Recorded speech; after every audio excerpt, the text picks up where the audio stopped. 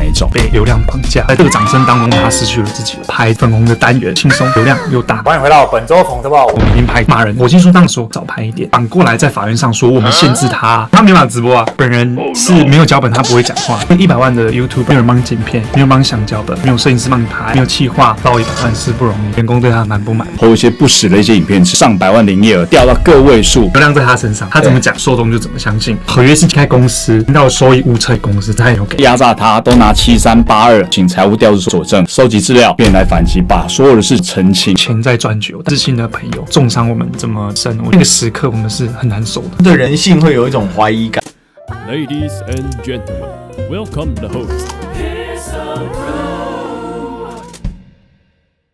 一个很重要的事情啊，大家也知道这个百万网红呢，这个波特王啊，2020年选举的时候撩了一下蔡英文总统啊，声势一路往上看涨啊。可是呢，在后面却衍生出了很多的一个事件。另外一位 YouTuber 呢也来到我们的现场啊，是我们的泰森，泰森你好。那但是从那个时候开始呢，这个波特王他不只是撩蔡英文，他开始就做很多嘲笑对岸的这种小粉红的影片啊。那大家也知道，小粉红影片里面其实就有很多，一开始可能只是笑，纯粹笑这个群体。到后来就变成嘲笑对岸的一些事物啊，好等等的，把这个仇中的这个内容来加进去啊。但大家也知道这一块是非常有流量的啊，尤其台湾有一群人就爱看嘛，网络昵称的就哥布林群众，他们看到逢中必反的，这样很开心啊。而这其实都还好，因为这个都是个人政治意识形态啊。但主要是说呢，这个波特王现在被踢爆啊，他过去其实他是很爱赚红钱的啊，对，然后呢有非常丰富的过往。那这段时间呢，这个泰森跟这个达伦哥都在网络上呢就把这件事情给揭发出来，来问这个泰森好了，因为他跟波特王相处最久。是波特王以前在公司都在做什么？他最早是我陈姑娘饮料店店长，那个时候我就是饮料店店员。那其实我是跟他相处非常久的时间，包含他当时从饮料店店长之后，我们公司扶持他开始做新媒体的时候，帮他写过脚本，跟他一起拍过影片，然后也帮他下过广告等等，所以我算是对他还蛮了解。对我来说，我认为他蛮屁的，所以就会像我那些截图嘛，就是什么啊，他一下看这个不顺眼又骂，看那个不顺眼又骂，政治人物也骂，然后员工怎么样也骂，很碎嘴，对不对？对，他从以前就是这样。对，他就是在群组上时不时就蹦出一些骂政治人物啊，然后会骂员工啊。相处上的话，其实蛮多私底下员工对他蛮不满的。从饮料店时期他就是这样。饮料店那个时候还好，在他开始经营自媒体之后，越来越有这个越来越嚣张的趋势。最开始在做什么方向？最一开始起初就是拍一些有关饮料店的一些段子嘛，就是说跟我们饮料店的员工啊，然后有一些好笑的普通的段子，然后再来慢慢就开始撩妹，应该是他最初的主要的系列。那也都是公司设计的。最开始撩妹的话是那火星叔叔，很多段子其实都是火星叔叔帮他自己写的。OK， 然后后面他开始会了之后，他开始也会自己写这样子。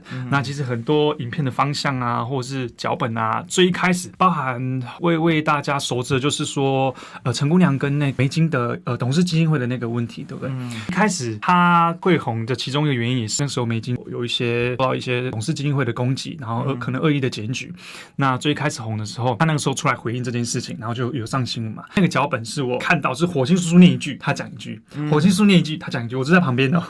所以他其实是本人是没有脚本，他不会讲话的，所以完全是公司把他给训练出来，独家揭露。就我这个哈利波特没有脚本，他是不会讲话的。所以你看他现在都没有直播，没有在直播哦，所以直播也是要一个句一个句子，他没办法直播啊，整段垮掉，几乎没有直播。对耶，他就是做影片回击。对，所以他就在写稿啊，很努力的在写，然后写完之后有没有，然后照着稿念，然后念一句停顿一句，念一句停顿一句，训练到现在啊。那他当时跟蔡英文就是那个撩妹那个现场也是预先排，你们在公司排练了很久。那个就是剧本先写好，就是说我要撩哪些就是说总统有先配合没有？那个一定要先传给他们看。传给总统。对，但是没有事先预演，但是波特王有事先预演。对，一定会的嘛。就是说先写好我要几个段子，然后在什么时间点然后怎么样，先写好，然后到时候再稍微蕊一下这样子。那难怪他跟总统很合。对，读稿机应该都蛮熟悉的。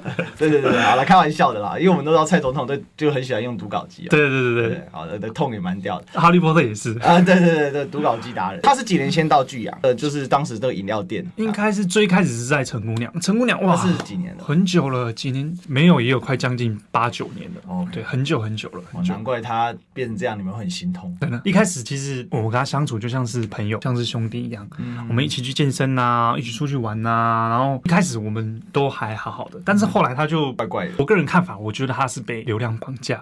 有在经营的 YouTuber 的朋友，就是他就是会觉得，我展现的光鲜亮丽，我这样子很毒舌的，或是很用力的去批评一件事情啊，居然获得到很大的收获跟流量，那一直去骂谁，我就越来越多流量，那他就开始，我认为是有点走火入魔，因为流量，然后就开始流量就钱嘛，有分润嘛，开始就一直去慢慢的走中了。我个人觉得，就是他被他的频道，他被他的流量给去绑架，他开始觉得那都是他的，可是其实是很多人默默付出，对啊，大家一起努力。对，你说一个100万的 YouTuber， 如果说没有人帮你剪片，没有人帮你想脚本，没有摄影师帮你拍，没有企划，其实一个人要到100万是不容易的，不容易，除非你很早期，对，可能 YouTube 还都不能赚钱的时候就开始做，一个人可以说一个人要到100万是绝对不可能的，没有一个团队在后面支撑，还有很多次的公关危机，然后也都是公司协助处理的，那这些他都会觉得，我就是台面上露脸的人，那最后他理所当然他就会觉得，大家都是留言啊什么什么都是吹捧我，对，当然我认为。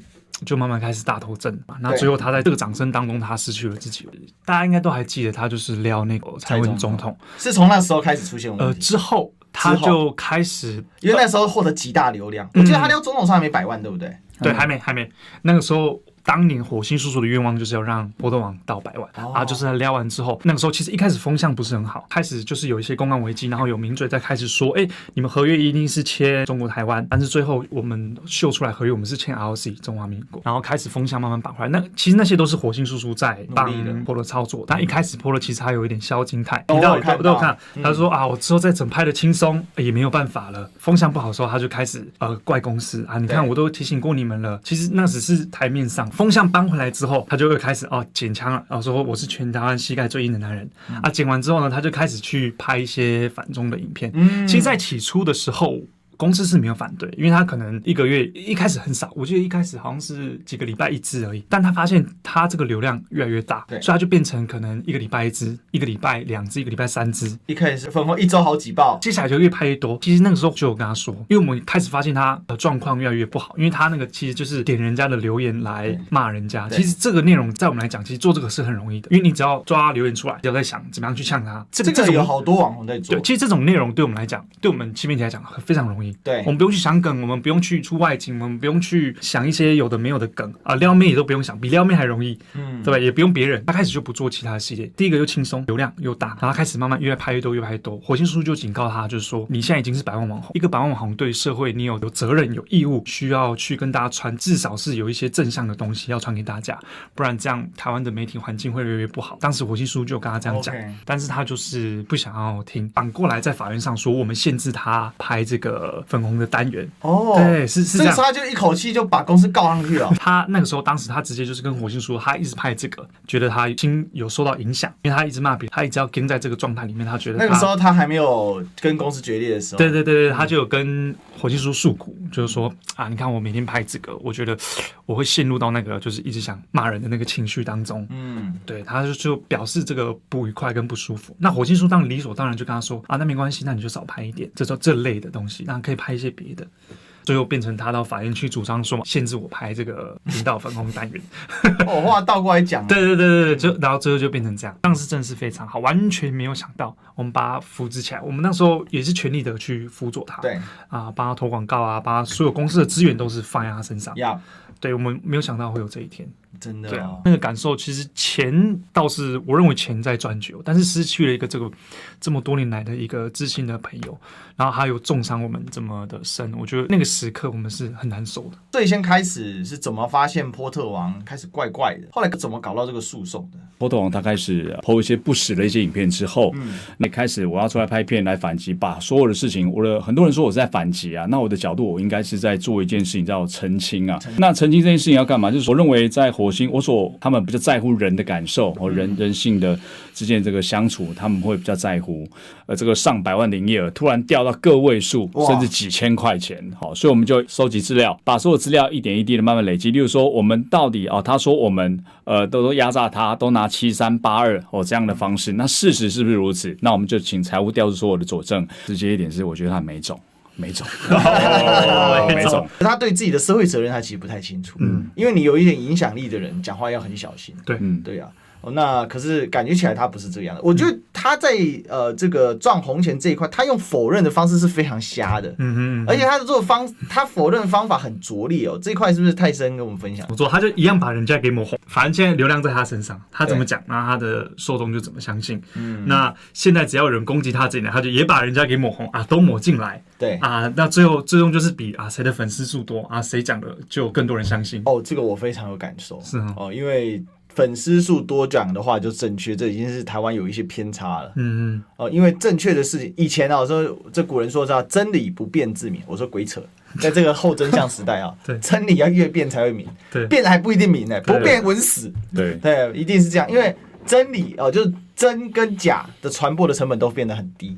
对，当然真对假有点优势，是真你只要丢出证据，你才成绩可以少很多。可是问题是架不住他资源大流量多啊。其实有很多人在问啊，就是在了解也在关心我们在整个这个频道从开始跟波特王的事件，然后过程中怎么没有办法善了，没办法用一个很平和的方式，用和平的方式来让双方都互相得利，而是搞到后来现在变成是两边都受伤了。坦白讲，那其实一开始呢，这个火星夫人她的出发点，她的意思就是说，其实有几个重点，第一个频道的归属权，名字的归属权，第三个是这个分润YouTube 的这个收益的分润，有几个这个重点，其实就是坐下来谈嘛。因为今天我们也知道，我们不可能去霸占着波特王这个名字，然后我们继续鼓吹他，然后换了一个人来演他，来撩妹，就能够创造很好。所以我相信这绝对是大家聪明都知道那是不可能的事情。合约其实是清清楚楚的签的，他离开公司频道要还给公司，对，这是合约是有签的。然后还有在第二点就是说，最后是5-5分。对，他的频道的收益50%是应该是要给公司，这个他也没有给。然后他之所以会去注册商标这件事，他为什么会拿到这个商标这件事情？因为他在我们公司还没去注册之前，他想先去自己去注册的。对，然后但是他合约明白就写波特王 Porter King 这个名字是公司的。对。但他却在我们去登记之前，他抢先登记注册到了。那他在法律上他就去佐证说，你看，那他现在其实有归还脸书跟 IG。但是他的 YouTube 没有归还，因为 YouTube 里面有分润，脸书跟 IG 没有钱，脸书 IG 只有宣传功能。对，没有钱，所以他就是要钱，跟要那个频道。那现在我们的合约案最近有一点点小的结果，不分胜诉，不分败诉。对，我们法院判目前，但是我想我们应该还会再上诉。对，我目前应该是法院是判频道给他，但是他分润要计算出来。法院判频道给他。对，目前是这样。然后他欢欣鼓舞，应该是他最近应该开始要这个写稿，很快他影片就会出来了。各位等着，就他胜诉了。对，他会觉得说，我胜诉了。对，还有他用那个，还有第二件事情就是说，因为他主张我们违约，我们也主张他违约嘛。是，他主张我们违约的是第一个，他没有开发票来跟我们请款，主张我们拖欠款项。OK。第二个是，我们拖欠款项，他大陆的款项没有给他。对，他用这2点，就是说我们没有给他钱，所以我们违约。但实际上来讲，第一个第一个款项就是他们来开发票给我们，我们怎么给他款项？对。第二个就是大陆的款项我们也拿不回来。对，因为现在他做那个事情之后，现在谁拿得回来这个大陆的款项？拿不回来啊。但是他就是用这2点去跟法院佐证说，你看，他们都那个欠我钱，所以他们违约，所以我要主张这个频道这个收益怎么样。因为只要他一主张违约，法院裁定成立的话，法院就很大的几率不会照着合约判下去。对。但是基于这件事情的话，我们可能应该还会再去极力的佐证，再去做一些上诉。但我相信最近他应该很开心，他开始要发影片了。